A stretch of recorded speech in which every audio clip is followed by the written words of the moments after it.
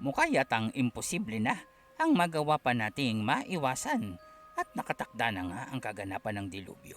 Sabi mo nga, nakatadhana na ito para sa atin. Tama ka dyan. Kahit pang bali-baliktarin natin ang lahat ng pagpipilian natin, mukha yatang lahat ng desisyon ay patungo sa sitwasyong ito. Ang kailangan na lamang natin ay umasa na ang proteksyon ng kuwebang ito ay magiging sapat kontra sa dilubyong yan. Teka, hindi ba't mga bihasa kayong mga manlalakbay? Naranasan nyo na ba ang maipit sa ganitong uri ng sitwasyon sa bagyong paparating? Nagawa nyo na bang maranasan yun dito? Meron ba sa inyo ang nakakita na kung gaano itong katindi at kung papaanong makaligtas dito? Isang beses na naming naranasan ang maipit ng dilubyo ng nagyayelong bagyo. Noong nag-uumpisa pa lamang kami dito sa ikalawang istasyon. At maniwala kayo, hindi niyong gugustuhin na maaabutan ito sa labas. Dahil kahit anong lakas ng kapangyarihan niyo, kahit pang sabihin natin na kayo na ang pinakamakapangyarihan sa mundong ito, pagdating sa bagyo ng kagubatang ito, magmimistula lamang kayong insekto. Dahil lalamunin kayo ng nagyayelo nitong klema, maging ng mga rumaragasang halimaw na kasama nito. Totoo pala yun. Ibig mong sabihin, merong mga nabubuhay na halimaw na nasa bagyo? Paano yun?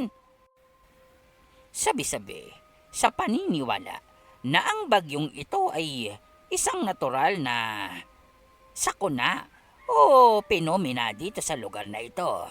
Subalit ayon din sa ibang nakasaksi na nito na ang bagyong tinuran dito sa ikalawang bahagi ng kagubatan ay bagyong dulot ng mga kakaibang halimaw o nilalang na kasabay nitong rumaragasa at nagpapaikot-ikot dito sa ikalawang istasyon.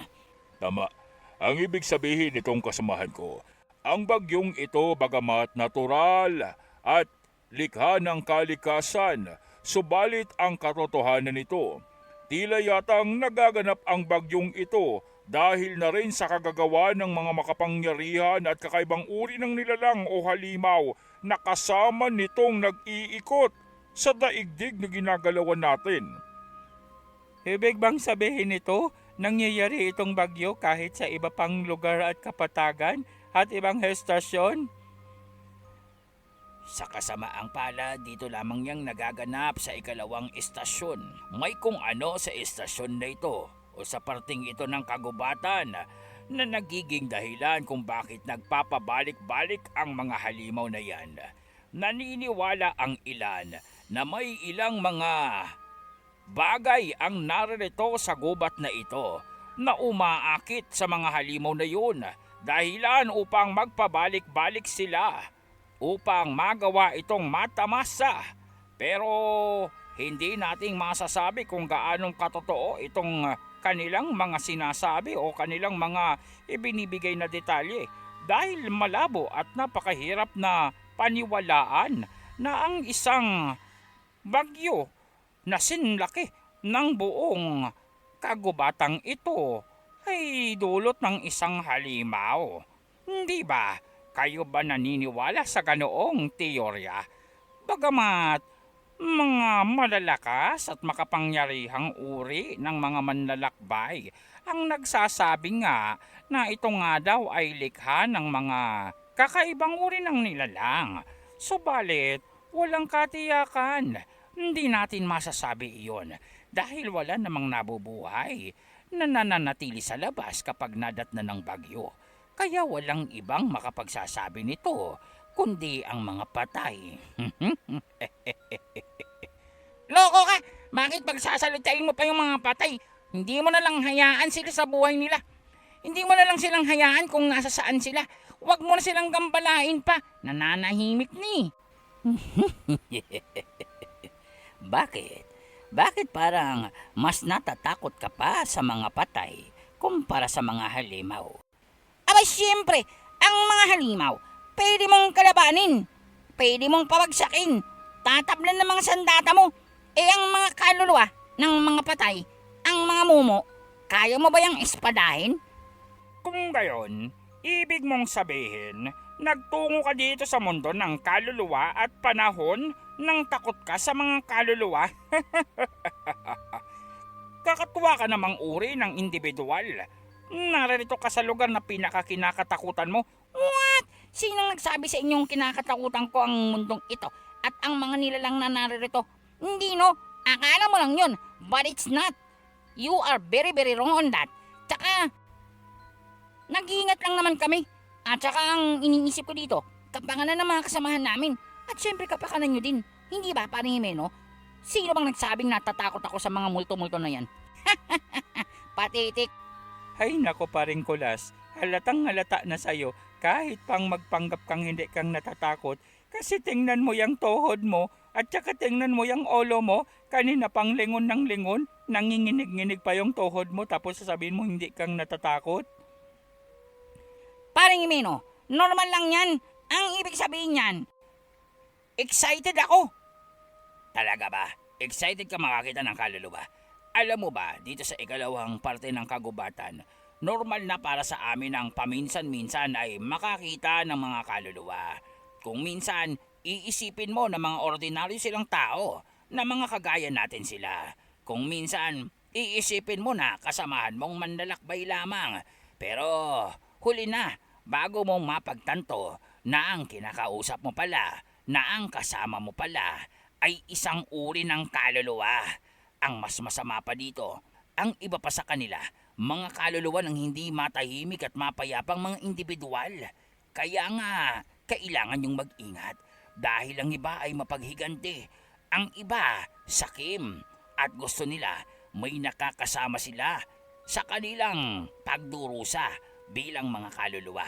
Dahil kung saan silang napaslang o namatay o kung saan silang binawian ng buhay, doon lamang silang nananatili magpakailan-kailan paman. Hindi silang makakaalis na para bang may tanikala ang nakagapos sa kanila na kahit ano pang subok nilang makalayo at makarating sa kung saan, babalik at babalik pa rin sila kung saan silang nagmula, kung saan silang nawalan ng buhay. Kaya naman mahirap kapag nakasagupa mo ang mga tinatawag nilang mapaghiganting uri ng mga kaluluwa na yan dahil mas masahol pa sila kumpara sa mga halimaw at sa mga pasintabi sa inyo at sa mga aswang. Nakakatakot sila at kagaya ng sabi nitong kasamahan mo, ang mahirap dito, hindi silang maaaring matalo gamit ang mga konbensyonal na mga sandata at kagaya ng mga pantasmal na sandatang ito. Mabuti kung nagtataglay kayo ng mga sandatang pantasmal na iba na ang antas at sangay. Ang sangay na masasabi nating kagaya sa mga astral na kakayahan, isang pantasmal astral na uri ng sandata. Ano bang ibig sabihin ng pantasmal astral? Alam namin yung pantasmal abismal na sandata, pero ano yung pantasmal astral? Ang mga pantasmal astral na sandata, mga uri ng sandata na may kakayahan na mapinsala ang mga espiritual sa uri ng mga nilalang. Kung hindi ako nagkakamali, sa inyong paglalakbay dito sa ikalawang bahagi, siguro naman ay nagawa nyo ng makita o makasalamuha ang ilan sa mga halimaw na para bang walang pisikal na anyo at katawan. Mga halimaw na tumatagos sa pader, puno at batuhan. Sila ang mga kaluluwa at astral na halimaw at mga nilalang at tanging ang mga pantasmal astral na sandata ang maaaring gamitin upang kung sakasakaling sugurin kayo o pagtangkaan ng mga uri ng nilalang na ito ay magawa niyong mapabagsak. Di, saan ba kaming maaaring makakuha niyang pantasmal astral na sandata na yan? Meron ba kayong binibenta? Baka naman pwede naming utangin. 5 gigs. Pag sumahod na lang kami, bibigyan namin kayo ng bayad. O kaya naman, ipagdarasal na lang namin ng mga kaluluwa nyo para naman maging matiwasay yung paglalakbay nyo dito. Ano, deal? Ipagpauman ninyo subalit sa aming pangkat, bagamat nasa platinum na antas na kami. Tanging si Marco ang nagtataglay ng pantasmal astral na uri ng sandata, isang simpleng punya lamang. Ngunit ang buong grupo namin ay nasadlak sa halos bingit na ng kamatayan namin upang magawa lamang na makuha ang mga kasangkapan o materyales na kinakailangan upang mabuo ito. Ibig mong sabihin, sa isang buong grupo ninyo, isa lang ang nagtataglay nung tinutukoy niyong pantasmal astral? Oo, dahil siya ang pinuno namin at dahil siya ang humaharap, pangunahin sa mga kalaban at mga nagtatangka sa buhay namin, kaya naman minarapat namin na unahin namin o iprioridad namin siya na magkaroon ng sandata at kagamitang kagaya ng pantasmal astral. Dahil madalas, ang kanyang kakayahan ay tumatawag sa pansin ng mga halimaw na naririto sa kagubatang ito, maging sa ibang individual na ibig kaming gawa ng masama. Kaya naman, kinakailangan nitong si Marco ang hanggat maaari ay magtaglay ng mga pantasmal na uri ng sandatang may iba't ibang sangay nang sa gayon mapangunahan niya ng epektibo ang aming pangkat at matiyak niya ang kanyang kaligtasan. Sa aming lahat, siya ang pinakatalentado. Sa aming lahat, siya ang pinagpala pagdating sa kakayahan, kalakasang espiritual at pisikal at katalinuhan. Kaya naman, handa kaming magbuwis ng buhay. Handa kaming sumuong sa mga mapapanganib na sitwasyon. Matiyak lamang ang pagiging malakas nitong aming kasamahan. Grabe, nakakatouch naman pala kayo. Ang gagaling nyo naman. At saka, alam nyo, believe ako sa samahan nyo. Walang mga makasarili, walang mga kuripot, walang mga madamot at mga maiisip. Alam mo yun, wala yung mga inuuna ang kanilang mga sarili, yung may pagkaganid. Alam nyo, yan ang sikreto ng isang magandang samahan, ng isang magandang pagkakaibigan at isang pangkat. Ang pagkakaroon ng bigayan at pagiging maalalahanin sa bawat isa. Hindi yung lahat gustong maging bida, hindi yung lahat gustong maging sikat, maging numero 1, number 1 ba? Hindi lahat ganun dahil ang isang epektibong pangkat, may mga taga-suporta, may pangunahing malakas at makapangyarihan at merong mga kagaya namin. Tamang pogi lamang si Gedli. Pero kidding aside, talagang malalakas kami. Pero kagaya nga ng sabi nyo, kailangan din namin ang magkaroon ng ganyang mga uri ng sandata. Sayang nga lang at hindi namin kilala kung sino maaaring tumulong sa amin na makagawa ng pantasmal astral. At saka, hindi rin namin alam kung anong mga materyales na kailangan dito. Ang mahalaga na lamang ngayon, may magawa nating makalampas sa paparating na bagyo na may kasama mga halimaw.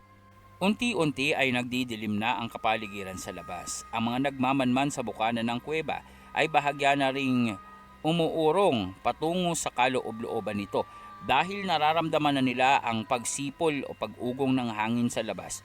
Maging ang temperatura sa kanilang lugar ay marahan na ring bumabagsak. Mas lumalamig na ang kapaligiran.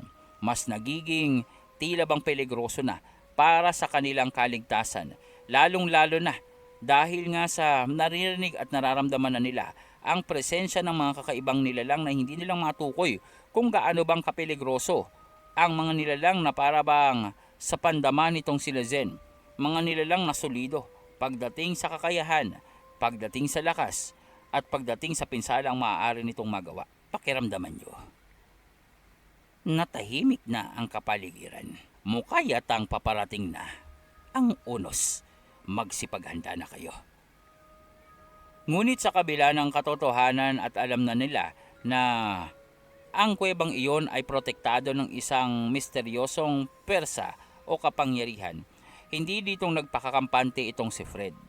Inutusan niya ang kanyang mga gabay upang manatili sa bawat sulok ng kuweba at lagyan ito ng depensang harang nang sa gayon ay matiyak na hindi makakapasok ang pwersa ng bagyong paparating maging ang mga halimaw na daladala nito. Habang ang lahat nasa loob at naghahanda, umaasa na mabilis na lilipas sa kanila ang bagyo.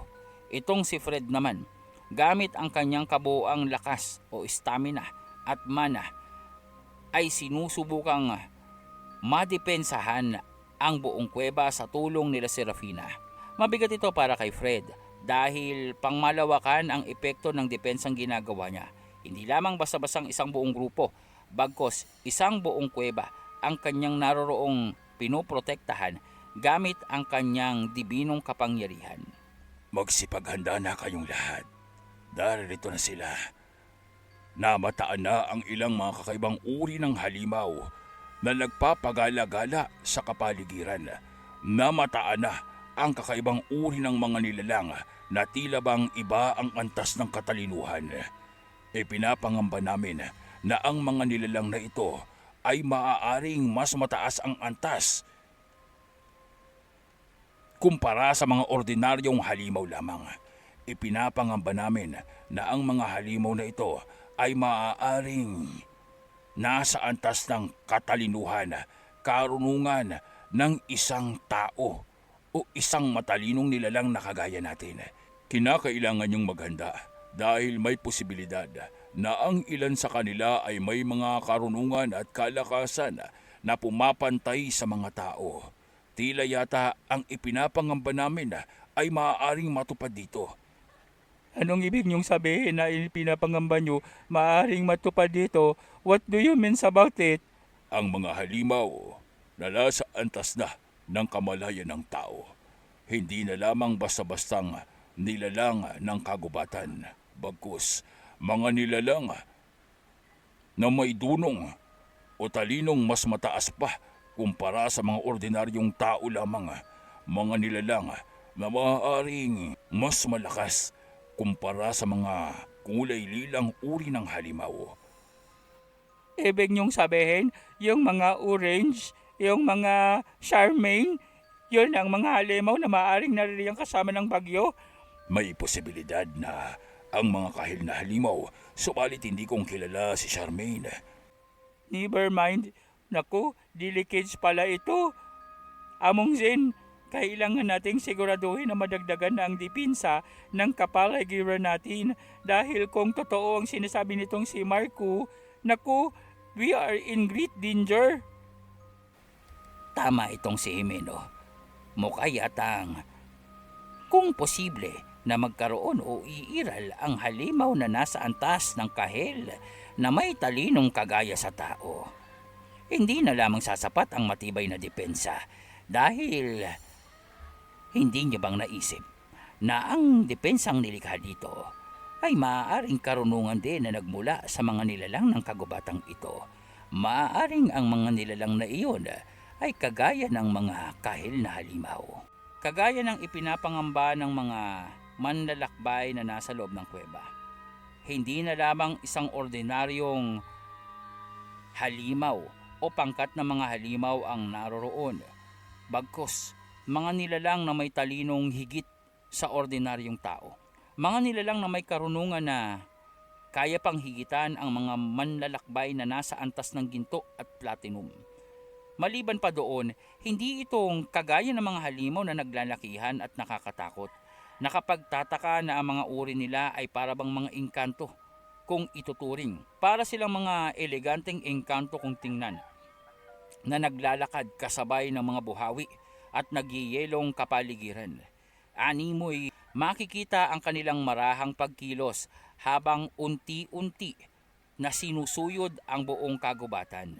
Makikita ang kanilang pagkilos habang unti-unti na parabang inaaral ang kaganapan sa kapaligiran at tinitingnan ang mga may buhay na nilalang. Ang ilan pa dito, itsurang tao na may mahabang tenga, kulay asul na mga balat at mga mata na nagkukulay kahil. Labis na nakakatakot at kahindik-hindik ang kanilang presensya dahil para bang umaapoy ang kanilang kapaligiran dahil sa kanilang taglay na aura. Para bang nasusunog ang kanilang kapaligiran. Ngunit imbis ng apoy ang makikitang tumutupok sa kapaligiran at sa mga kapunuan. Nagyeyelo ang bawat lakaran nila. Bagamat itsura ng lumalagablab na kulay kahil na apoy ang kanilang taglay na aura, malamig ang dulot nito sa kanilang kapaligiran. Nakakatakot ang kanilang bawat paghakbang at tunay nga tila bang dilubyo ang dala nila dahil sa mga buhawing proteksyon na tinataglay nila. Hindi itong dulot ng kalikasan, hindi itong basta-bastang bagyo na lamang. Dahil ang naroroon ang inaakala nilang daluhong ng hangin at masamang panahon, ang inaakala nilang buhawi o ipo-ipong dala ng masamang panahon at malamig na klima ay tanging dulot ng proteksyon ng mga nilalang na ito. Hindi masasabi o alanganing tawagin silang mga halimaw dahil mas kahawig sila ng tao, engkanto at vampira. Maliban pa doon, hindi mong aakalain na mga sanggano o mga barbarong nilalang sila ng kagubatan dahil ang kanilang kasuotan ay napakadesente. Naani mo'y mula sa isang sopistikadong kabayanan o komunidad. Ngunit ang hindi maunawaan, sa bawat dinadaanan nilang parte ng kagubatan, sa bawat madadaanan nilang tila bang kumikinang na mga mineral, humihinto ang ilan sa mga nilalang na ito. Gamit ang kanilang mga kakaibang aparato, ay naroroong para bang hinihigop nila ang mga mineral sa kanilang dinaraanan. Kakaiba kung titingnan. Ang inaakala ng karamihan sa mga manlalakbay na mga halimaw na sinisira ang buong kapaligiran at winawasak ang anumang madaanan. Ang katotohanan pala ay para bang mga uri ng nilalang na nasa ekspedisyon, pananaliksik at pagkuha ng mga mineral sa kagubatan. Tiyakin nyo na mauubos ang lahat ng mga mineral na naririto. Tandaan nyo, malayo ang ating pinagmulan at ang enerhiyang ginamit natin dito sa paglalakbay na ito ay hindi biro.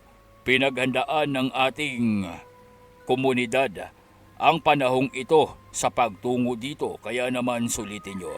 Huwag niyong sasayangin ang bawat patak ng mineral na maaaring makuha dito. Tiyakin nyo na ang pinakamatataas na kalidad lamang ang ipaprioridad nyo at ang mga babababa ay ipahuli nyo na. At alam nyo na ang gagawin sa sino mang saksi. Tapusin nyo kaagad, paslangin nyo, at huwag nyo nang hayaan pang mabuhay upang maikwento ang tungkol sa atin. Areglado. Mabababang uri lang naman ang nilalang ang makikita natin dito. Mga tao kung tawagin. At wala naman silang laban pagdating sa ating kaalaman at kakayahan sa pakikipaglaban. Alam nyo, nagtataka lamang ako kung bakit ayaw na ayaw ng ating pinuno ang paslangin ang lahat ng nariritong naglalakbay at naninirahan. Para hindi na tayong nahihirapan pa, parang hindi na nating pinoproblema pa ang kaguluhang dulot nila at pang-aabala sa ating paglalakbay at pangunguha ng mga materyales. Alam nyo, ang mga halimaw na naninirahan dito ay dapat hindi nang pinapairal dahil sa para silang mga peste na paulit-ulit at hindi masupil-supil. Hindi mo bang nalalaman ng mga halimaw na naririto ang kadahilanan kung bakit may mga mineral tayong nakukuha? Ang kanilang presensya, ang kanilang enerhiya. Sa bawat namamatay na nilalang at halimaw ng kagubatang ito, nabubuo ang mga mineral na ating kinakailangan. Ngunit ang mga tao, sila ang tunay na problema. Sila ang kailangang mapuksa dito. Sila ang dapat na ubusin ang lahi. Kung hindi lamang sa kasunduan ng mga matatanda sa kanilang komunidad at ng ating mga pinuno sa mga nagdaang panahon. Matagal nang ubos ang kanilang uri. Ngunit bagamat wala silang silbi, bagamat abala lamang sila sa daigdig na ito, gawa ng sila ay mga dayuhan mula sa ibang lupalop. Ngunit sa kabaitan ng ating mga namumuno ay hinahayaan silang mabuhay dito. Ang mga dayuhang nilalang na patuloy na sumisira sa kagandahan ng mundong ito ay nananatiling ligtas dahil sa proteksyon na rin ng kontrata at usapan ng mga namumuno. Alam nyo, hindi ko maunawaan talaga. Tayong mga orihinal na residente ng mundong ito ay nangangailangang makisama sa mga taong dayuhan mula sa ibang daigdig. Hindi kong lubusang maunawaan kung bakit kinukonsinte ng iilang namumuhay dito ang pananatili ng mga kagaya nila na wala namang silbi sa atin. Bagkus, sila pa nga ang parang mga parasitiko't linta na inuubos ang mga maaaring mapakinabangan dito sa ating mundo. Bakit hindi na lang silang ubusing tuluyan? Bakit hindi na lamang harangan ang daanan patungo sa kanilang daigdig, ang patungo dito, nang sa gayon wala nang nanggagambala pa sa atin? Hindi na ako magtataka pa na totoo ang mga usap-usapan tungkol sa grupo ng mga nilalang, mga tao na nagbabalak na patalsikin ang namumuno sa mga kabayanan at komunidad dito, na ubusin ang mga lokal na residente upang sila ang maghari. Hindi na akong magtataka pa na isang araw tayo na ang kanilang tinutugis. Hindi mangyayari yan. Dahil kahit bali-baliktarin pa natin ang mundong ito, dayo lamang sila. Wala silang kabuuang karunungan at kakayahan upang pakinabangan ang lahat ng naririto. Depende lamang sa hinahayaan ng mga namumuno sa mga pangunahing komunidad ng lokal na residente ang kanilang maaaring magamit. Tama, at ang tinutukoy nilang mga manlalakbay at mersenaryo. Itong mga nilalang na tinuturing nilang mga magigiting at tumutulong upang puksain ang mga halimaw ng kagubatang ito. Lumalakas lamang sila dahil sa pinahihintulutan ito ng 10 tagapagbantay. Ang gabay ng daigdig nito na naroroong nasa ika-6 na bahagi ng mundo. Sa kanilang pahintulot, dahilan kung bakit nagtataglay ng mga sandata ang mga naglalakbay dito. Ang ibig mong sabihin, ang mga tinatawag nilang pantasmal. Tama. Ang karunungang nagmula sa ating mga kasamahan at kauri. Ang karunungang ibinahagi sa iilan na mga naglalakbay dito at kalaunan nagkaroon ng iba't ibang sangay. Ngunit kung wala ang pahintulot ng 10, wala silang magagawa. Hindi nila itong magagamit. Hindi na nating problema iyon. Ang tanging kailangan natin ay gawin ang trabaho natin dito. Ayaw nyo naman siguro na tayo ang pagbuntunan ng galit ng mga nilalang na yon. Na tayo ang pagbuntungan ng galit ng mga nasa taas. Ang mga nag-uusap na ito, ang mga nilalang na may asul na balat na animoy mga engkanto, ay ang nasa pinakabababang antas ng kakayahan at kalakasan sa kanilang uri.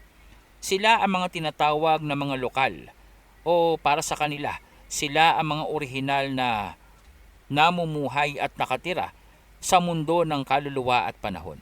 Hindi silang mga kaluluwa, hindi silang purong espiritual. Maihahalintulad sila sa mga tao, ngunit mas mataas ang antas ng kamalayan at kapangyarihan. Maging ang mga manlalakbay na nasa antas ng platinum o diamante man, naroroon na nakikita nila na ang ilan ay nagkukubli sa mga protektadong lugar. Kasama na ang pangkat nila Egoy. Kitang-kita ito, maliwanag pa sa sikat ng araw, kung saan silang nagtatago.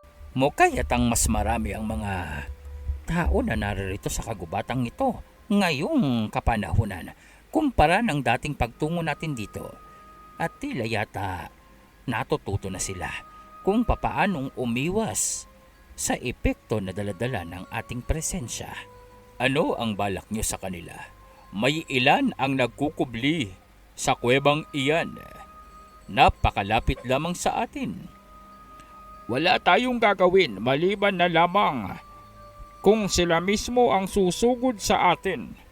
kung sila ang unang gagawa ng masamang pagkilos sa taksyon na maaaring magdulot ng kapahamakan sa atin. Wala tayong ibang gagawin kundi ang tunawin silang lahat, burahin sa mundong ito, at wag nang hayaan pang mabuhay pang muli. Kung gayon, ibig mo bang sabihin ay wala tayong gagawin sa ngayon? Tumpak, tandaan nyo ang trabaho natin.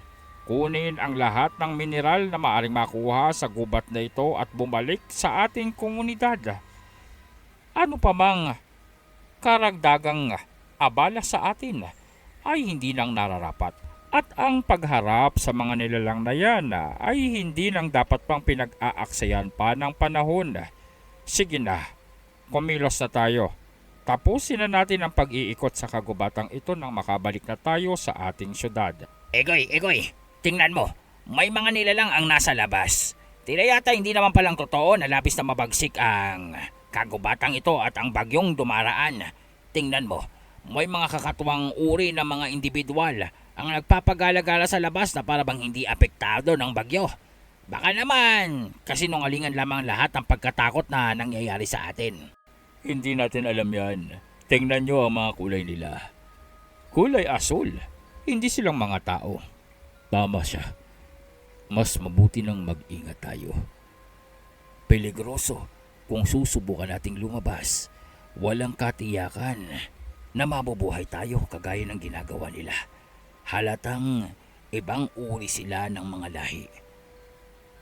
At ang ipinapangamba ko pa, posibleng sila ang may dala ng bagyong ito. Ngunit ang iba sa kanila ay nilamon ng kuryosidad. Nakikita kasi nila na para bang nangungulekta ng mahalagang bato ang mga nilalang na ito. Kaya naman kahit pang sinabi ng ilan sa kanila ang wag nang subukan pang lumabas upang kumprontahin ng mga ito. Ang ilan sa kanila dahil sa nasa antas na ng platinum ay hindi nang nag-abala pang isipin kung ano ang maaaring mangyari sa kanila oras na lumabas sila. Maliban pa doon, ang ilan sa kanila ay may kakayahan upang ipasawalang bisa ang lamig ng kapaligiran. Kapangyarihan ng apoy na kayang ikansela anumang uri ng lamig ng nagyayelong kapaligiran. Iyon ang ginawa ng mga platinum na antas ng mandirigma. Ito ay upang masubukan nilang kausapin ang mga nakikita nilang nilalang sa labas, habang ang ilan naman ay tila bang alanganin sa pasya ng nakararami. Sinubukan pa nila ang pigilan ng mga ito, ngunit dala na rin ng kuryosidad at kayabangan, maging ang mga kasamahan ni Egoy ay hindi na rin napigilan pa ang sumama papalabas.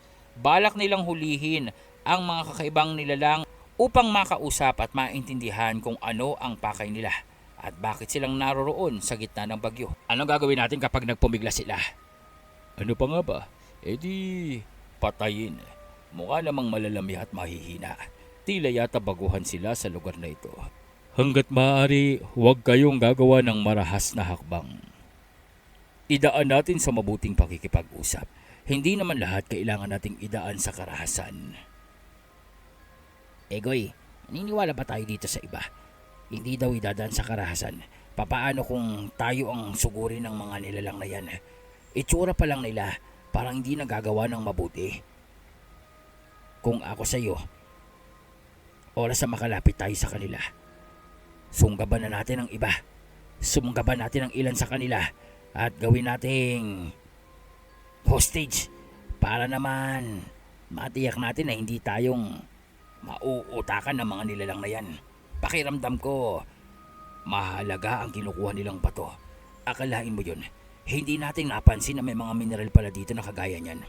Dahil nakatago ito, tila bang nakakubli sa paningin ng mga tao. Ngunit gamit ang kanilang mga aparato pagmasdan nyo, mula sa pagiging mga ordinaryong bato, lumilitaw ang tunay na kinang nito. Pagkakataon na natin ito. Kung hindi ako nagkakamali, ang mga mineral na yan ay pinakamainam na gamitin upang makalikha ng mga kakaibang pantasmal na sandata. Sunggaban nyo kaagad at kunin ang mga aparato nila. Nagsagayon mauna tayo kumpara dito sa mga manlalakbay. Natiyak kong ganun din ang pakay. Unahan na lang ito. Mauna, siyang panalo. Hindi ngang napigilan ang pangkat nitong si Egoy. Sa kabila ng intensyon ng mga nasa platinum na antas ng manlalakbay na kasamahan nilang nagkukubli sa kuwebang iyon na makausap ng matino itong mga kulay asul na nilalang. Bigla na lamang sumugod ang mga kasamahan ni Egoy maging itong si Egoy at puntirya nila ang mga aparato na tangan-tangan nitong mga matataas na uri ng halimaw. Sa intensyon na maagaw nila ito upang mapasa kanila ang pagkolekta sa mga mahalagang bato at mineral sa kapaligiran. Natuklasan nila na itong mga nilalang na ito ang may dala ng bagyo at hindi itong gawa ng kalikasan. Kaya naman sa isip-isip nila, oras na makuha nila ang mga aparatong tangan-tangan ng mga nilalang na ito, ang mga kakaibang kagamitan na parabang pantasmalang uri, subalit iba ang mga imahe nito, iba ang dating at anyo. Alam nilang kapag nakuha nila ito ay hihinto ang pagbagyo. At kapag nakuha nila ito, mas mapapabilis ang pagpapalakas nila sa kanilang grupo. Hindi na nilang inisip pa ang kanilang mga kasamahan doon. Tanging prioridad nila ay ang mapalakas ang kanilang sariling pangkat. Balak nitong sila Egoy na sa oras na maagaw nila ang mga aparato ay ang agad na tumakas mula sa kanilang kinaroroonan at magtago sa isang lugar na hindi silang masusundan ng sino man. Egoy, pagkakataon na natin to! Tama na! Sandali, huwag kayong susugod dyan. Sinabi namin sa inyo, huwag kayong makikialam at gagawa ng marasa pagkilos. Talo-talo na to. Pasensyahan na lang tayo pre.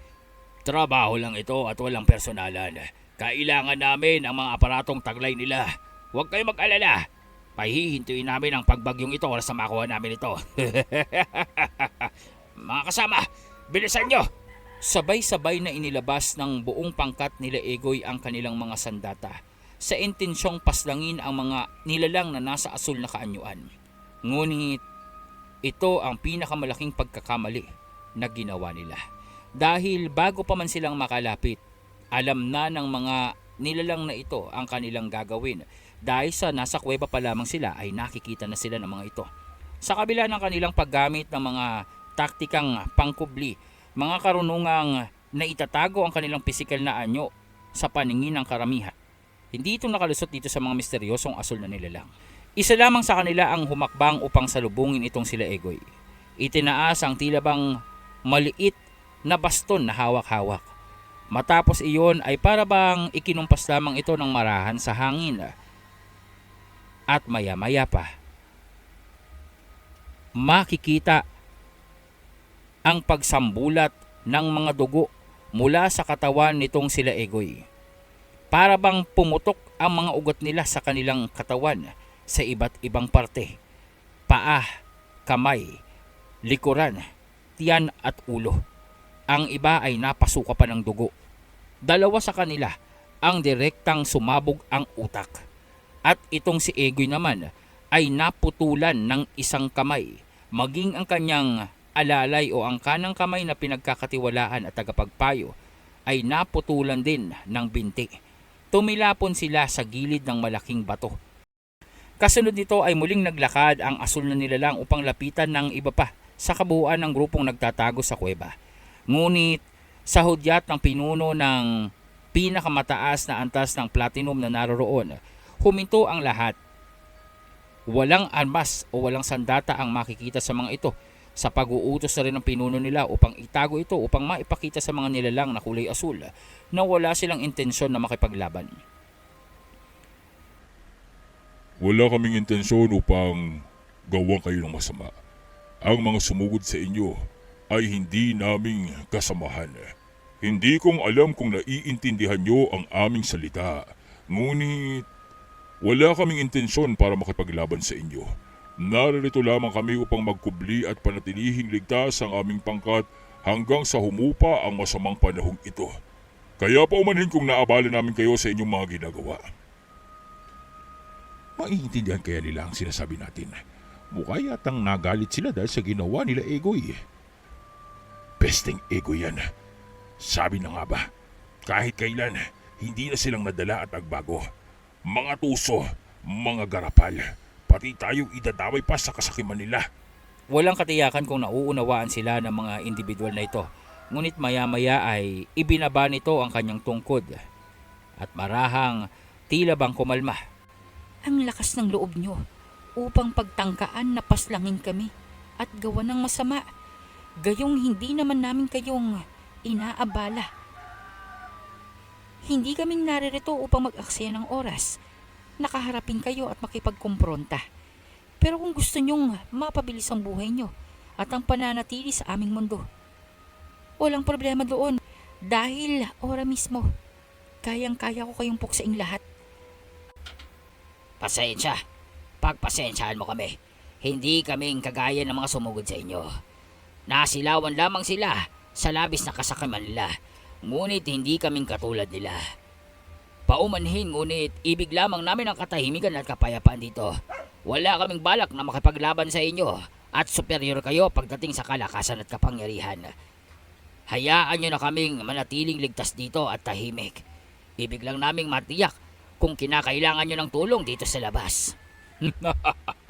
Kami, kailangan ng tulong. Nagpapatawa ba kayo? Siguro naman sa pagkakataong ito ay nauunawaan nyo na kung sino kami. Kami ang mga orihinal na naninirahan sa mundong ito. At kayo bilang mga dayo, kailangang matuto kayong magpakita ng paggalang sa amin. Walang saysay ang inyong mga kakayahan. Kahit anong taas pa ng antas ng mga sandatang tinataglay nyo, hindi ang uubra sa amin. Kaya wag na kayong magtangkapang tapusin kami. Dahil para nyo na rin itinapon ang sarili nyo mga buhay upang gawin iyon.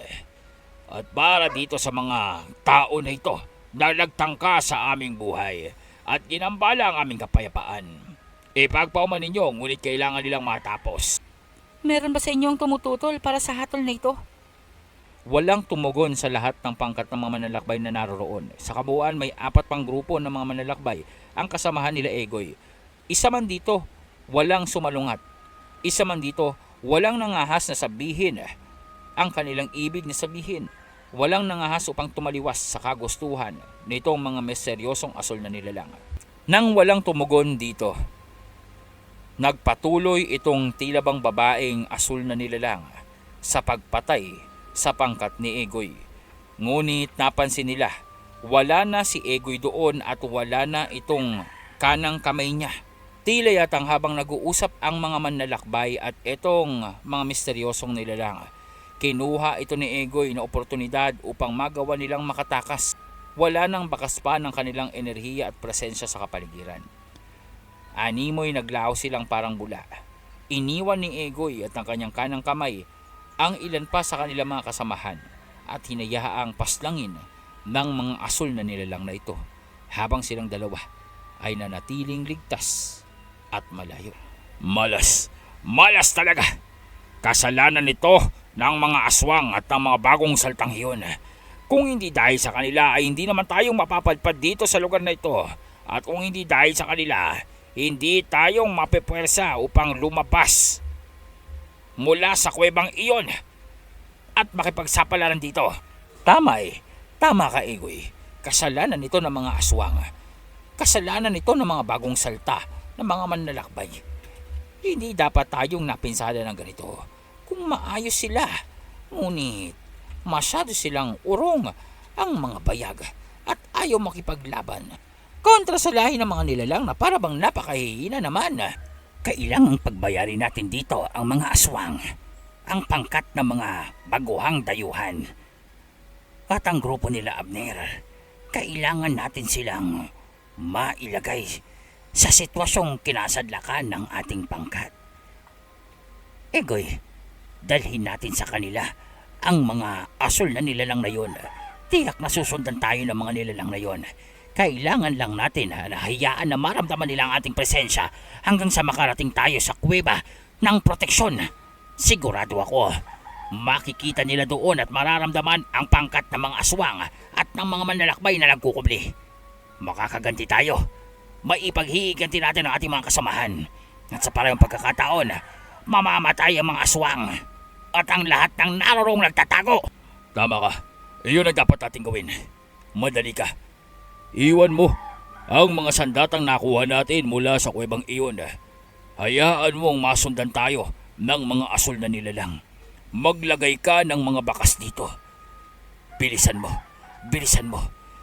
Hindi ako makakapayag naligtas ang lahat ng mga nasa kuweba ng proteksyon habang ang ating mga kasamahan ay namatay at napaslang ng basta-basta na lamang. Peste, ang sabi nila, tutulungan nila tayo upang makapaghigante. Ngunit sa nilalang na yun pa lamang, pinabayaan na tayo. Mga hindi maaasahan, mga walang silbi. Benok, tiyakin natin na makakaharap ng mga aswang at nila Abner at ang lalaking ungas na yun. Ang mga nilalang na asul. Mismo, huwag kang mag-alala at yun ang gagawin natin. Gamit ang pasabog na ito, sigurado akong makukuha natin ang atensyon ng mga nilalang na yun at susundan tayo sa ating paroroonan. Yun lamang ang kailangan nating gawin. At sa oras na mailapit natin sila sa kuweba, kailangan na lamang natin ang itago ang ating presensya at hayaan sila na isipin na nasa loob tayo nito.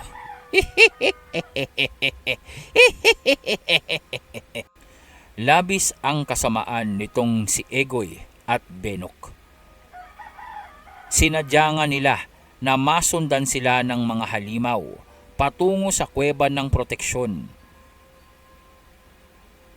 Pansamantala, panandalian, nawala ang nagyeyelong kapaligiran o ang daluhong ng hanging napakalamig dahil na rin sa kasalukuyang komprontasyon nitong mga asul na nilalang dito sa mga manlalakbay na platinum na kasalukuyang nakikiusap upang hayaan silang manatiling ligtas sa loob ng kuweba.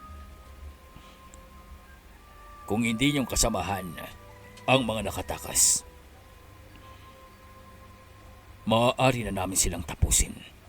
Mayroon kayong kalahating oras upang bumalik sa inyong pinagkakataguan.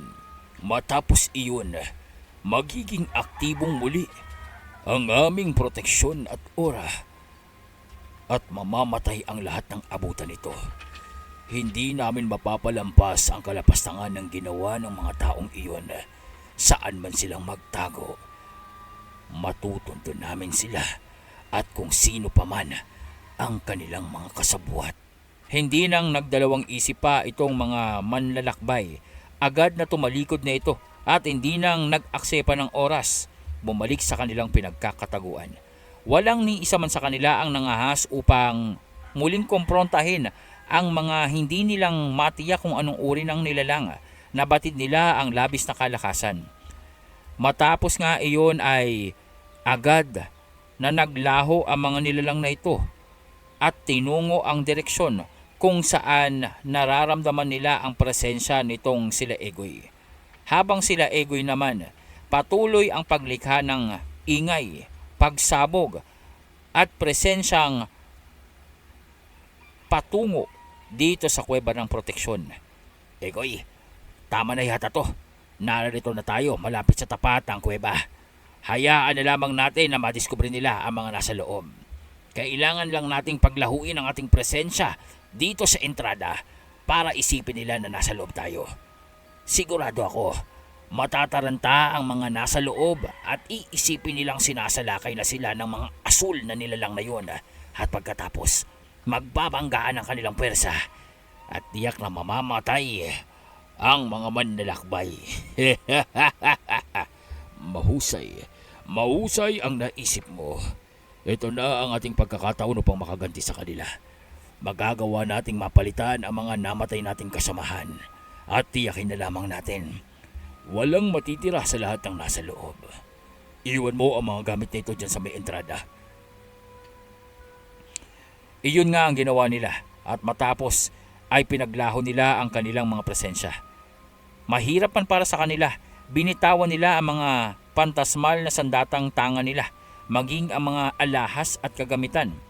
Sa makatuwid, naging ordinaryong tao ang kanilang presensya na hindi nang halos maramdaman ng mga asul na nilalang. Habang ang kanilang mga makapangyarihang sandata ay isinugal nila at iniwan sa entrada upang hayaan na isipin nitong mga nilalang na naroon silang nagtungo sa loob. Ngunit hindi namang makakaligtas ito sa kamalayan nila Fred. dahil naroroon silang nagmamasid habang ginagawa nitong sila Egoy ang kanilang kasamaan. Sinasabi ko na nga ba sa inyo, hindi magtatagal ay gagantihang sila Egoy. At mukha yatang nakaisip sila ng kaparaanan upang gawin ito. Tama kayo, ang panandaliang paghinto ng masamang panahon ay maaaring dahil sa kagagawan nila. Ngunit ang nararamdaman kong lakas na patungo dito ay maaaring magdulot sa atin ng kapahamakan at mukhang iyon ang intensyon nitong sila Egoy. Maaaring ang mga nilalang na nagtataglay nito ay ang mga nilalang na nagmula sa daluhong ng bagyo. Iba ang kanilang uri. Hindi kong madetermina kung tao ba sila. Tingnan nyo ang presensya. Kulay kahel. Ano man to, kailangan nating maghanda. Dahil posibleng kung anumang kalokohan ang ginawa nitong sila Egoy, sapat ito upang maituon sa atin ang galit ng mga paparating. Kaya naman ihanda nyo ang mga sarili nyo. Dahil maaaring wala na tayong ibang pagpipilian pa, kundi ang kaharapin sila. Kasunod nito, makikita ang mabilis na pagtakbo nitong sila Egoy patungo sa makapal na kakahuyan at hindi nang lumingon pa. Labis ang kanilang takot, labis ang kanilang pangamba na maabutan sila ng mga asul na nilalang. Nakita nila kung gaano karahas ang ginawa nito sa kanilang mga kasamahan. Walang kahirap-hirap na tinapos ang kanilang pangkat. Kaya naman natitiyak nila, kahit gaano pang kalakas ang proteksyon ng kuweba, mawawasak at mawawasak ito. Ayos, Egoy. Ayos ang ginawa natin. Sigurado ako, katapusan na ito ng mga aswang at ng mga manlalakbay. At pagkatapos, babalikan natin ang mga pantasmal na sandata natin at ang mga maiiwang sandata nila. Hindi ba? Magagamit natin ito upang makabuo ng panibagong pangkat. Mahusay. Lintik lang ang walang ganti. Binantaan ko na sila. Sinabi ko na sa kanila. Hindi nilang gugustuhin na ako ang kabanggain. Pasensyahan na lamang. Bago pa mang makarating ang mga nilalang sa kuweba, nakatayo na sa bukana nito itong sila Zen. Nakahanda, saka sakali man na sumugod ang mga hindi pa nilang matukoy na mga individual hanggang sa sapitin nga ng mga ito ang kanilang kinaroroonan. Teka. Literal na mga blue ang mga nilalang na yan, ah. Oo nga pa rin, Kulas. Siguro sila yung mga ang Mama Blue. Ano kayang kailangan nila sa atin? Asya ka, bakit ganyan ang kulay nila? Hindi itong maaari. Sila ang mga nilalang na nasa mga aklat na nabasa na namin sa silid-aklatan ng Guild House. Ano ba sila? Ano bang mga nilalang na yan? Bakit color blue sila? Sila ay ilan sa mga, sabihin na nating katutubong residente ng mundong ito. Ang mga orihinal. Mukha silang mga engkanto. Iba nga lang ang kanilang presensya, ang kanilang kulay, at ang kanilang kalakasan. Hindi naglaon habang naglalakad ang mga nilalang o ang mga katutubong nilalang ng mundong iyon. Para bang unti-unti ay naglalaho sila sa paningin nitong mga manlalakbay. At sa isang iglap, naroroon na itong nakatambad sa kanilang harapan. Mukha yatang inaasahan niyo ang pagdating namin. Magsabi nga kayo, kayo ba ang kasamahan ng mga lapastangan na nagtangkang gumawa ng masama sa amin? Ang nanggambala sa aming operasyon dito? Ilabas niyo na sila o sama-sama kayong mamatay. Ipagpaumanin niyo, subalit kung ang tinutukoy nyo ay ang dalawang individual na nagtungo dito, wala sila dito. Mukhang sadya nilang dinala kayo dito upang paglabanin tayo. Subalit wala kaming masamang intensyon sa inyo at hindi namin balak ang makipaglaban sa inyo. Wala dito ang mga hinahanap nyo. Kaya naman, pakiusap. Hayaan nyo na lamang kami sa mapayapa naming pananatili sa kuweba. Tama, kami pawang mahihina or ordinaryong manlalakbay lamang. Hindi namin Hindi namin papangarapin ang kalabanin ng mga katulad nyo. Maliban pa dito, kung ang tinutukoy nyo ay ang dalawang individual, maging sila ay kalaban namin at ginawang kami ng kasamaan at ang ilan sa aming mga kasamahan. Kaya naman, walang dahilan upang maglaban tayo. At sino kayo para pagsalitaan kami ng ganyan? Sino kayo para diktahan kami kung ano ang dapat at hindi dapat? Malinaw na naririto ang dalawang iyon. Naririyan ang kanilang mga sandata. Isa pa, hindi itong nagtapos ang kanilang presensya. Kung mahalaga sa inyo ang inyong mga buhay, ilabas nyo na lamang. O baka naman gusto nyong magkasubukan tayo dito. Masyadong maikli ang oras na maaari naming ilagi sa kagubatang ito. Kaya kung hindi niyong ilalabas ng kusa ang mga may sala, mapipilitan kaming wasakin ang inyong kuweba. Kasama kayo. Abay, ang kulit nyo ah. Wala nga dito eh. Ipinagpipilitan nyo ba? Kwento mo sa mama mong Blue. At saka, bakit bang ang kulit-kulit nyo? Eh nakita nyo naman nasa labas ng kuweba yung mga sandata. Ibig sabihin, hindi sila nakapasok. At saka ano naman gagawin namin para itago yun? Eh, sila nga ang unang-unang may dahilan kung bakit namumroblema kami dito. At saka kung hindi ako nagkakamali, ipinahamak din nila ang mga kasama nila kung saan man silang napadpad. Ngunit hindi nakinig itong mga nilalang. Tila yatang nasagad na ang kanilang pasensya. Hindi na nilang ibig pang pagbigyan pa ang iba pang grupo ng mga individual na nakikiusap sa kanila upang hayaan silang manahimik sa kanilang pinagkakataguang kuweba. Kaya naman ang isa sa kanila, ang nilalang na pumaslang sa pangkat nitong sila Egoy, ay muling kumilos upang wasakin ang depensa ng kuweba. Hayag sa kanila ang proteksyon ng kuwebang iyon at kitang-kita nila. Ngunit maging ito ay hinding alintana ng mga nilalang at alam na alam nila na kayang-kaya nilang sirain. Hindi nyo kaming binibigyan ng pagpipilian. Kaya naman pasensyahan tayo. Hindi nyo ilalabas ang dalawa. Sama-sama na kayong mamatay dyan. Itinaas nito ang kanyang kamay na may hawak ng baston. Habang sila Egoy ay nakamasid mula sa kalayuan, kita nila ang pag-uumpukan ng pangkat ng mga asul na nilalang sa bukana ng kuweba. At labis ang kanilang kagalakan dahil dito. Tagumpay tayo. Katapusan na nila. Kabawasan sa mga walang kuwenta at mayayabang naman na lakbay. Ngunit ang akala nilang katapusan na ng pangkat nitong sila Zen ay naudlot. Napanganga itong si Egoy at itong si Benok nang dahil sa ikumpas nitong babae ang kanyang baston. Biglaan na lamang lumitaw itong gabay ni Fred. Ang kanyang gabay na para bang may timbangan na panghatol at aklat na lumulutang sa harapan.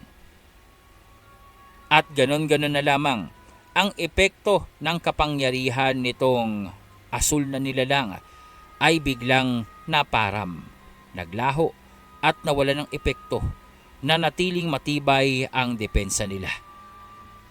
Sa kabila nito, hindi nabigla ang mga asul na nilalang. Bagkos, mas lalo lamang tila bang napatunayan nitong pinatunayan nitong sila Zen na handa silang makipaglaban. Kaya naman, imbis nang ang babae lamang ang gumagawa ng aksyon, lahat ng naroroong nilalang ay inilabas ang kanilang mga sandata. Kakaiba ito. Tila bang uri ng pantasmal, ngunit nagliliwanag na asul. Kasabay ng pagpapakawala nila ng kanilang mga presensyang kulay kahel, dahilan upang yumanig ang buong kapaligiran.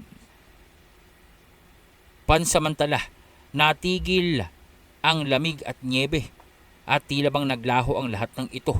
Animoy nawala ang yelo sa buong kagubatan ng ikalawang estasyon at tila bang napalitan ito ng nagkukulay dugong kapaligiran. Kaugnay pa nito ay ang pagbagal ng pagkilos ng lahat ng may buhay na sakop ng epekto ng kapangyarihan ng mga asul na nilalang. Ngunit hindi sila Zen. Doon ay tila bang nagsalubong ang kilay ng pinuno nitong mga nilalang dahil sa hindi umaabot kila Zen ang epekto ng kanilang kapangyarihan. dapat ay hihinto ang oras nitong individual o nitong mga manlalakbay dahil sa kanilang kakayahan. Ngunit maliban sa lahat ng nasa paligid nila, tanging sila Zen ang hindi apektado nito. Napaatras maging sila Marco sa pag-aakalang tatamaan sila ng epekto ng kapangyarihan. Ngunit sa kabila nito, hindi nilang ibinaba ang kanilang depensa. Kahindik-hindik na presensya ang pinapakawalan ni Zen at ni Fred. Kakaiba ito. Ngayon lamang silang tila bang naging ganyang karahas. Hindi natin silang masisisi. Kaligtasan natin ang nakataya dito. Kaya naman natural lamang ang kanilang nagiging reaksyon. Ngunit pinoprovoke lamang nila ang mga nasa paligid nating nilalang dahil sa ginagawa nila para bang hinahamon nila mga ito. Hey! Ano bang dapat na mangyari ngayon? Aba, kanina pa kayong titig ng titig na lamang sa amin. Ano bang dapat na mangyari? Aba, kung magtititigan lamang tayo dito magdamag, mabuti pa, umuwi na lamang kayo kung saan kayo nang galing. Sinabi nang wala kaming panahon para makipaglaban sa inyo. At saka, anong nangyayari dito sa kapaligiran? Bakit namumula? Asan namang snow? Interesante. Sa tanang buhay namin, ngayon lamang kaming nakasagupan ng mga tagalabas na hindi kayang tagusin ng aming kakayahan. Maging ang proteksyon ng kuwebang ito ay hindi ang orihinal na proteksyon. Tila yata may kakaiba sa inyo. Pinalitan nyo ang depensa ng kuweba. Egoy, anong nangyayari? Bakit buhay pa din ang pangkat ng mga manlalakbay na yon? Hindi ba dapat ngayon ay tapos na sila? Ikinumpas na ng babaeng asul na yon ang kanyang tungkod. Hindi ba dapat sumabog na ang mga utak ng mga yan? Bakit walang epekto? Bakit walang pagbabago? Hindi kong alam. Manahimik ka lamang dyan at baka mapansin pa tayo dito. Panoorin muna natin kung anong magaganap. Hindi ko maunawaan. Bakit hindi silang sinasalakay ng mga halimaw na yan? Ngunit hindi sinasalakay ng mga halimaw itong sila Zen. Kabaliktaran nito dahil sunod-sunod ang pagtangkang pag-atake nito. Ngunit sa hindi maipaliwanag na kadahilanan, patuloy na hindi tumatago sa depensa ng kuweba ang kanilang mga pag-atake. Nagiging dahilan na ito ng hindi pagkakomportable nitong mga nilalang na kanina ay sanay kalmado ang mga itsura, ngunit bahagya ng naging aligaga. Bahagya ng nagseryoso ang mga mukha at makailang ulit na nagpalit ng kanilang mga sandata. Abnormalidad ang lahat ng nasa loob. Mukha yatang ito na ang ipinapangamba ng mga namumuno. Ang pag-usbong ng mga tagalabas na may kakayahang salungatin ang mga tagapaggabay. Madali kayo. Wasakin yung depensa ng kanilang kuweba. Kailangan silang maidala sa ating pinuno para sa paglilitis. Kalapastanganan ito at hindi pagsunod sa batas ng ating mundo.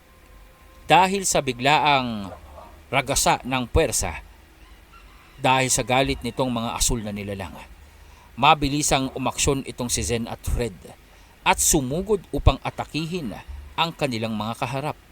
Agad na pinabagsak nitong si Fred ang babaeng may hawak ng tungkod at tila bang pinuluputan ito ng kakaibang liwanag ng tanikala na nagmula sa kanyang gabay. Itong si Zen naman ay sinalakay ang tila bang nagbibigay ng utos dito sa mga asul na nilalang. Kaugnay nito, hindi rin nagpahuli itong sila Marco. Alam nila, kumilos man sila o sa hindi, oras na mapabagsak itong sila Zen ay mamamatay sila. Kaya naman, sumabay na sila sa pakikipaglaban at pagsugod nitong sila Zen at inatake ang ilan pa sa mga asul na nilalang.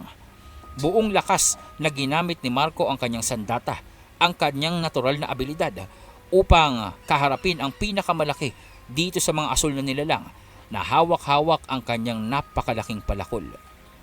Itong si Lakulas naman at itong si Jimeno ay sinugod na rin ang mga natitira pang kalaban habang iniwan ni Fred na protektado ng kanyang gabay ang buong kuweba. Sila naman ay nasa labas at nakikipaglaban. Makikita ang taglay nitong si Fred na kulay kahil na pantasmal na singsing na nagliliwanag at tila bang nagkaroon ng reaksyon dito sa mga kalaban nila. Labis din ang pag-uumapaw ng puwersa at mana na dumadaloy sa mga sandata nitong sila Jimeno at Kulas.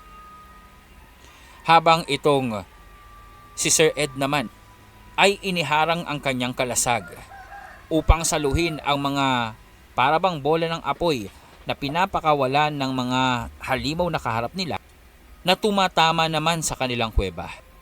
Masama ito. Buong pwersa nila ang sumusugod sa atin at tila bang intensyon na pabagsakin ang kuwebang ito. Kung hinding titigil ang kanilang pag-atake, kahit pang anong subok nila Zen na protektahan tayo, guguho ang kuwebang ito. Kinakailangan nating lumabas sa kuweba. Hindi magtatagal ang depensa nito. Mukhang naguramentado na ang mga nilalang na yan. Tayo na. Lisanin na natin ang kuwebang ito. Egoy, tingnan mo. Napipilitan na silang lumabas sa kuweba. Pagkakataon na natin ito. Samantalahin natin ang pagiging abala nila at sugurin sila. Nawala sa isip nitong si Egoy. Sila ang pakay nitong mga asul na nilalang. Ngunit sa kanyang kagustuhan at panggigigil dito kay Lazen, sinugod na nila ang mga manlalakbay at sumali sa kaguluhan. Bagamat matindi ang labanang nagaganap, nang makita at masulyapan ng pinuno ng asul na nilalang itong kanang kamay ni Egoy at itong si Egoy, bigla na lamang naging dalawa ang katawan nito. Bigla na lamang dumoble ang katawan nito. Ang isa ay kinakalaban itong si Zen, habang ang isa naman ay tila bang gumamit ng teleportasyon upang salubungin si Egoy at ang kanyang kanang kamay na si Benok. At walang kung ano-ano, tumama sa kanilang sikmura ang tag-isang suntok, solidong puwersa mula sa nilalang. Ang kanang kamay ni Egoy na si Benok ay hindi nang nagawa pang tagalan ang puwersang ito at nabutas ang kanyang sikmura.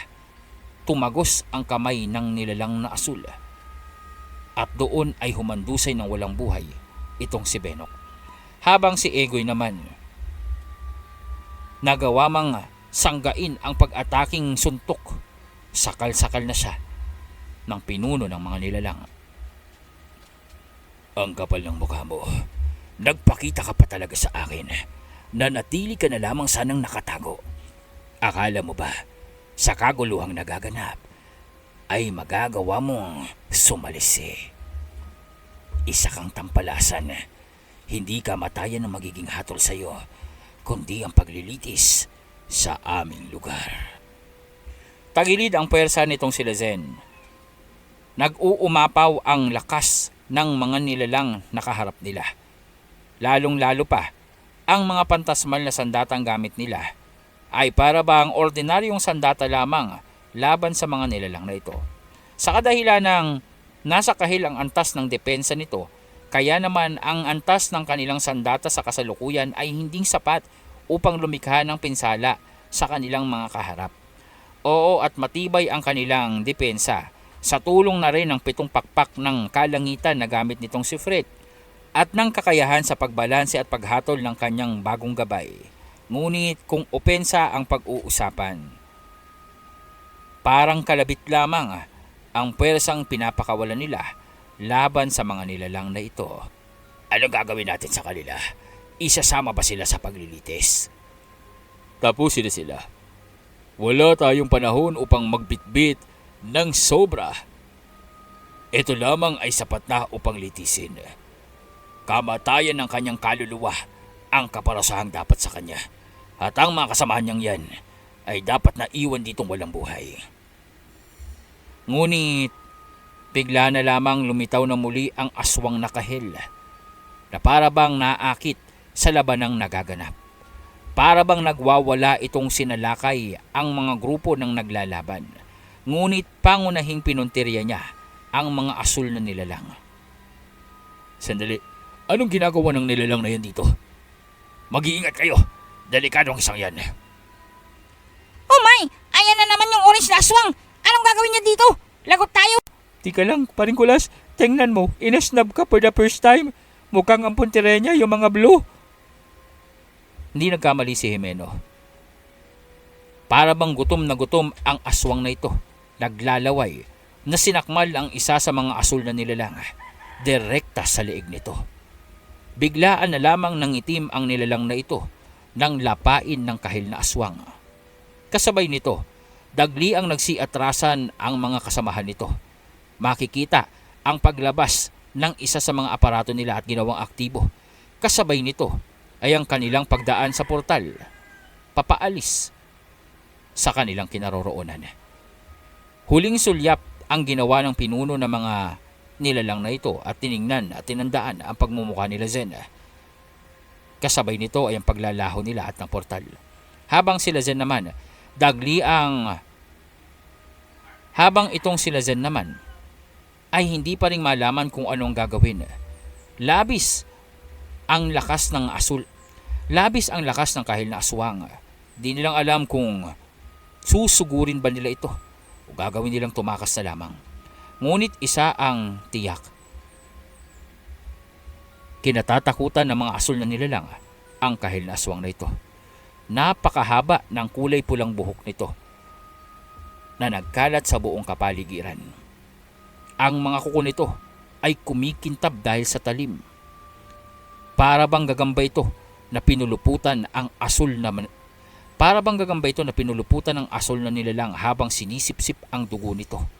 Sinasaid hanggang sa maubos. Sinamantala naman ito nila Zen upang makatakas. Wala na ang daluhong ng bagyo.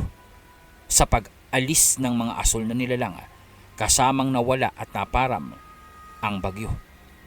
Ang ipinagtataka lamang nitong si Zen, ang aswang na kahil ay tila bang nakatuon lamang ang atensyon sa asul na nilalang na kinakain ito at hindi silang pinansin.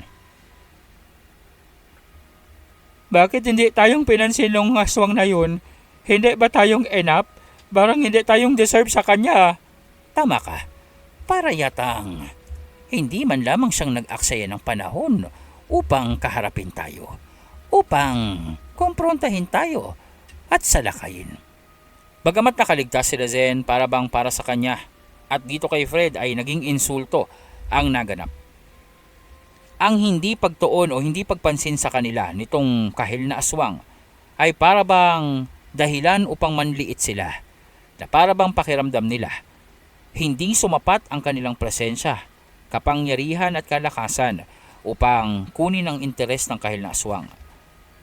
Naroroon pang ang pakiramdam nila na para bang anumang sandali kapag tinangka nilang salakayin ng kahil na aswang, mamamatay sila, ay hindi mawala sa kanilang isipan. Sa unang pagkakataon, naging reaksyon ng katawan nitong si Zen at Fred ang umatras at lumikas. Sumama na kayo sa amin at direkta na tayong magtutungo sa hangganan ng pangalawang istasyon. Kailangang maiulat natin ang kaganapang ito. Kailangang malaman ng mga tagapangasiwa ang tungkol sa mga asul na nilalang na yun at sa kahil na aswang. Hindi na itong ordinaryo pa. Ang kanilang paglitaw dito ay nangangahulugan lamang. Nangangahulugan ito ng kaguluhan. Ang paglitaw ng mga kakaibang nilalang na yun ay nakakabahala na. Maaaring may kaganapan na sa dulong bahagi ng kagubatan. Hindi nang kailangan pa. Naririto na kami upang sunduin kayo. Inaanyayahan namin kayo para sa interogasyon. Ang kaguluhan dito at kamatayan ng iilang mga manlalakbay ay kailangang maimbestigahan. At ang kaguluhang dulot ng mga bagong nilalang ay kailangang maimbestigahan namin. At kayo bilang mga saksi, ang pangunahing kailangang makausap ng mga tagapaglitis. Sumakay na kayo. Dito, sundan nyo kami. Alam nila Zen na kailangan nilang sumunod dito dahil nakita nila sila Marco na walang pagkwestiyon na dumaan sa portal kung saan naroroong nakabantay ang tatlo. Ang mga ito ay ang mga tagapagbantay o gwardya ng hangganan ng ikalawang istasyon. Isinugo upang sunduin sila dahil sa abnormalidad na naganap. Ngunit pakiramdam nitong sila Zen, malaking problema ang kanilang kinakaharap. Subalit nang makatawid itong pangkat nila Marco, At akma na sanang susunod itong sila Zen. Bigla na lamang may tumamang bola ng enerhiya dito sa portal at tinamaan ang tatlong tagapagbantay, dahilan upang sabay-sabay silang mapugutan ng ulo.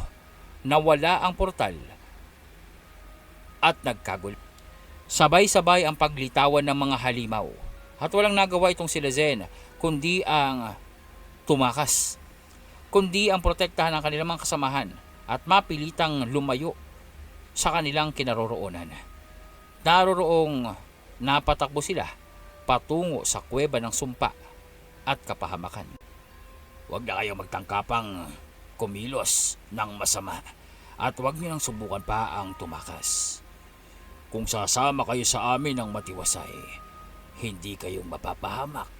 Ngunit kung magtatangka kayong tumakas, matutulad kayo sa mga tagapagbantay na yan. Mga ka-Midnight, dito muna natin tatapusin ang mga giliw kong ka-Midnight. Tapusin muna natin dito ang ating istorya at ipagpatuloy natin sa susunod nating upload. Natapos na ang kaguluhan sa ikalawang istasyon, ngunit tila yatang nasadlak sa kapahamakan itong pangkat nila Zen. Marahas ang mga kaganapan. Ang mga nilalang na bagong litaw at ang mga nilalang na lumitaw, ang mga kulay asul na nilalang ay tila bang maliban sa mga asul na nilalang na lumitaw, ang pangkat ng mga individual na naroroong humuli kila Zen ay tila yatang hindi nagmula sa pamamahala ng mga kasamahan ni Gabriel. Ano ang pakay ng mga ito kila Zen? At magagawa kayang makaligtas ng ating mga bida sa kapahamakang dulot ng mga bagong kalaban? Tutukan po natin ito at patuloy na subaybayan dito lamang sa Midnight DJ Tagalog Horror Story. At sana'y huwag kayong magsawa sa pag-iwan ng like at ng comment, dahil po ito ang nagsisilbing inspirasyon ng inyong lingkod sa patuloy na paglikha ng ganitong uri ng mga istorya. Kaya naman po, maraming salamat at muli po, ito si Sir Mar ng Midnight DJ Tagalog Horror Story.